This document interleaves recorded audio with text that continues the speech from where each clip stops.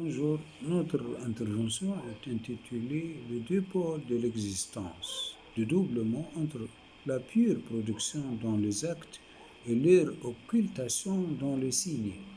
Selon Paul Ricoeur, dans Conflit des interprétations, la question épistémologique de la diversité de pôles de réflexion, un pôle de vérité et un pôle de liberté.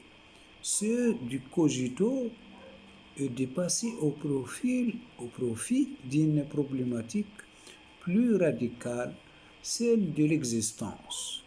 S'il demeure toujours une différence entre la conscience que se promet et celle que se regarde, c'est que l'existence elle-même est constituée par une double relation entre une affirmation qui institue et passe sa conscience et un défaut d'être qu'atteste le sentiment de la faute, de l'échec, de la solitude. L'inégalité de l'existence elle-même est première par rapport à la pluralité de pôles de réflexion.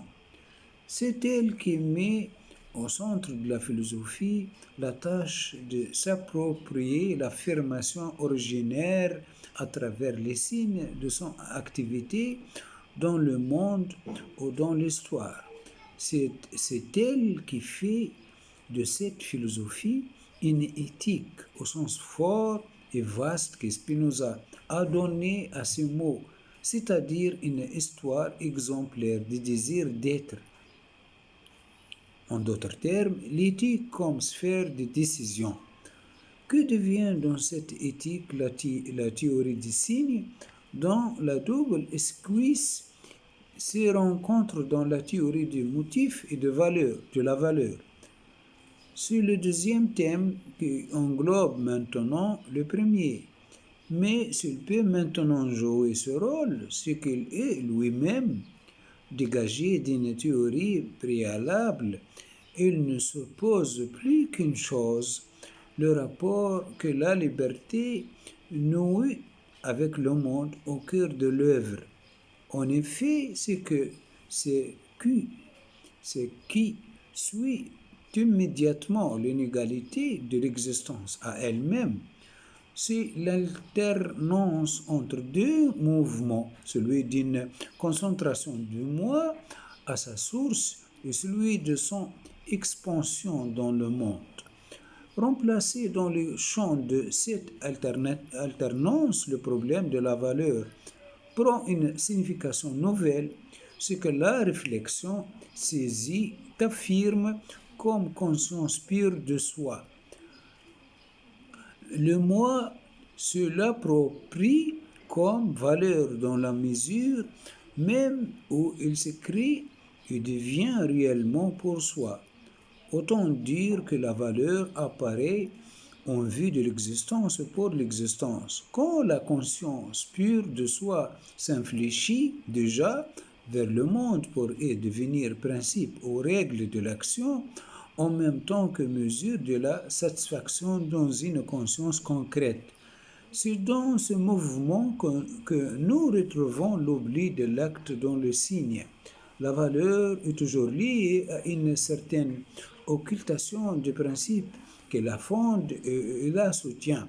À cet égard, l'occultation du principe générateur de la valeur est l'expression d'une loi qui affecte toutes les manifestations de l'esprit humain.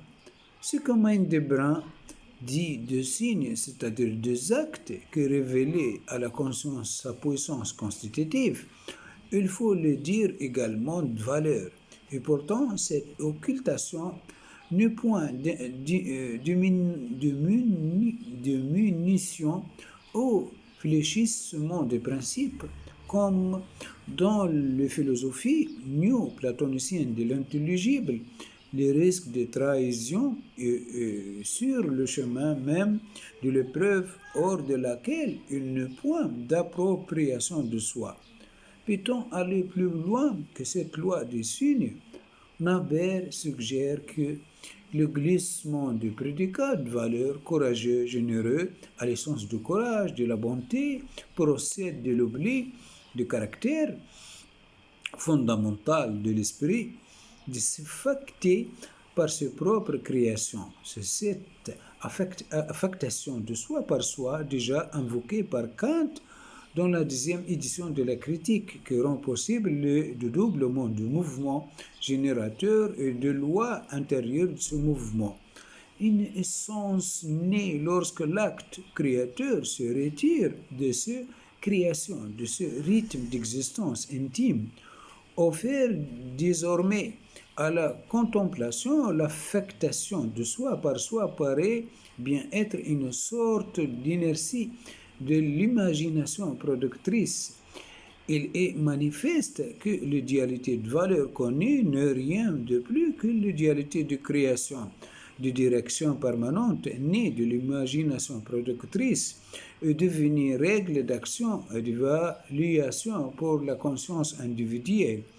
Elles sont revêtues, certes, d'une autorité qui passe le mouvement contingent de la conscience, mais seul le dédoublement de l'esprit est capable tout ensemble de créer et de s'affecter soi-même par ses propres créations donne un caractère spécieux à la transcendance des essences. Peut-être faudrait-il trouver ici la loi de tout symbole, dont la psychanalyse nous a montré par ailleurs qu'il cache et montre, qu'il exprime et déguise. Naber lui-même esquisse une généralisation semblable lorsqu'il explore le trajet inverse du désir vers la valeur, par un mouvement semblable à celui de l'ouvrage intérieur remontant de la tendance psychologique vers le motif et l'acte. Partant donc du désir, nous dirons que tout le sens et la prétention de la valeur est d'obtenir du réel et de la vie une expression de l'intention créatrice qui passe toute expression et toute réalisation. Or, cette surélévation du désir par la valeur, c'est le passage au symbole. De conditions de rigueur sans cesse accrues, de règles, de formes, de signes, de langage substitués, des perceptions ou des actions nouvelles aux actions et aux perceptions que s'effusillaient dans des directions inscrites à l'instinct. Chacun des systèmes de symboles produit selon cette volonté de rigueur et tout d'abord comme une méthode de dissolution de réel qu'il s'offre à la conscience immédiate. Par ce double accès à la valeur, objectivation de l'acte pur et symbolisation du désir naturel, nous accédons au foyer tant cherché comme chez Kant. L'imagination fait le passage. C'est l'imagination qui recèle la double puissance d'exprimer, puisqu'elle symbolise le principe en le vérifiant et qu'elle élève au symbole le désir par la volonté de rigueur. De cette imagination, il faut dire qu'elle crée l'instrument, la matière de la valeur, autant que la valeur elle-même. C'est dans cette imagination et dans la loi de l'affection de soi par soi qui lui appartient et qui est le temps lui-même qu'il faudrait chercher le clé de dédoublement que nous a occupé dans cette recherche.